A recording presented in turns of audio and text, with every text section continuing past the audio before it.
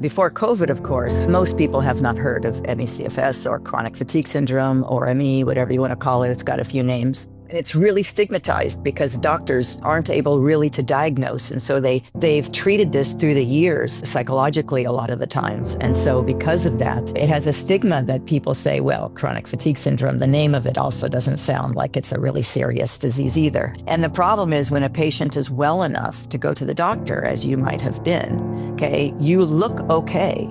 You may go home and be crashed for a month or 6 months because you went to the doctor, but they don't know that, right? They only see you and you don't look so sick when you get yourself out of the house. And so people are not believed. It's really a horrible, horrible problem that I will never understand. I never understand. I mean, when my daughter was sick, she was 16, I knew she was sick. I knew it was not a psychological problem. Immediately that somebody's lying in bed and they can't get up, they're not doing it on purpose when they used to live their life and do athletics and be with people and be social, and suddenly they're not. This is not a psychological issue, but many, many doctors can't help patients. And because they can't, then they call it psychological because they can't find a cause.